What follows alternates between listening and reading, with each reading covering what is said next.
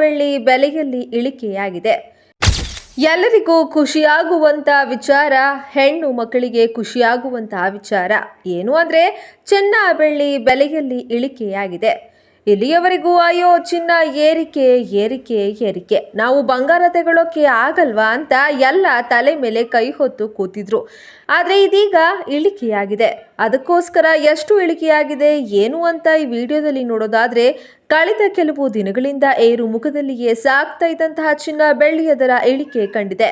ದಿಲ್ಲಿಯ ಶನಿವಾರ ಪೇಟೆಯಲ್ಲಿ ಶುಕ್ರವಾರ 10 ಗ್ರಾಂ ಶುದ್ಧ ಚಿನ್ನದ ದರ 400 ರೂಪಾಯಿ ಇಳಿದಿದ್ದು 91,250 ರೂಪಾಯಿಗೆ ತಲುಪಿದೆ.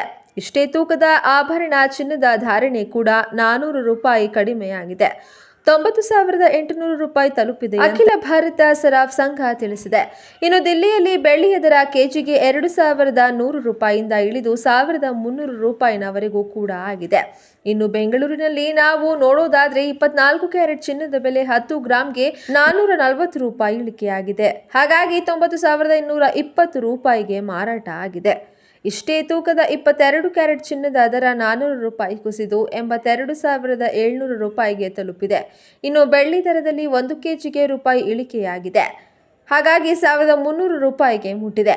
ಬೆಂಗಳೂರಿನಲ್ಲಿಯೂ ಕೂಡ ಜಾಸ್ತಿ ಆಗ್ತಾ ಇದೆ. ಜಾಸ್ತಿ ಆಗ್ತಾ ಇದ್ದಂತೆ ಟೆನ್ಷನ್ ಕೂಡ ಆಗ್ತಾ ಇತ್ತು. ಆದರೆ 1 ಲ್ಯಾಕ್ ರೀಚ್ ಆಗಬಹುದು ಅನ್ನುವಂಥದ್ದನ್ನು ಕೂಡ ಗೆಸ್ ಮಾಡಲಾಗಿತ್ತು, ವಿಶ್ಲೇಷಣೆ ಮಾಡಲಾಗಿತ್ತು. ಕೊಂಚ ಮಟ್ಟಿಗೆ ಒಂದು ಸ್ವಲ್ಪ ಕಮ್ಮಿ ಕೂಡ ಆಗಿದೆ ಅನ್ನೋದು ಒಂದು ಸ್ವಲ್ಪ ಉಸಿರಾಡೋದಕ್ಕೆ ಈಗ ಅನಿಸ್ತಾ ಇದೆ. ಆದ್ರೆ ಯಾಕಂದ್ರೆ ಇದು ಎಷ್ಟು ಮಟ್ಟಿಗೆ ಚರ್ಚೆ ಆಗ್ತಾ ಇದೆ ಅಂತಂದ್ರೆ, ಪಾಪ ನೋಡಿ, ಒಂದು ಮದುವೆ ಮಾಡಬೇಕು ಅಂತಂದ್ರೆ ಕೂಡ ಏನಿಲ್ಲ ಅಂತಾದ್ರೂ ಒಂದು ಮಾಂಗಲ್ಯ ಹೆಸರಿನಾದ್ರೂ ಬೇಕು ಅಂತಂದ್ರೆ ಬಡವರಿಗೆ, ಮಧ್ಯಮ ವರ್ಗದವರು ಈ ರೇಟ್ಗೆ ನಾವು ಹೆಂಗೆ ತಗೊಳ್ಳೋಕೆ ಆಗುತ್ತೆ ಅಂತ ಯೋಚನೆ ಮಾಡ್ತಾ ಇದ್ರು. ಇದು ಸ್ವಲ್ಪ ಮಟ್ಟಿಗೆ ಕಮ್ಮಿ ಆಗಿದೆ. ಇನ್ನು ಸ್ವಲ್ಪ ಮಟ್ಟಿಗೆ ಕಮ್ಮಿ ಆಗ್ಲಿ ಅನ್ನುವಂಥ ನಿರೀಕ್ಷೆಯನ್ನು ಇಟ್ಕೊಳ್ಳಲಾಗಿದೆ. ನೋಡಬೇಕು ಮುಂದಿನ ದಿನಗಳಲ್ಲಿ ಏನಾಗುತ್ತೆ ಅಂತ.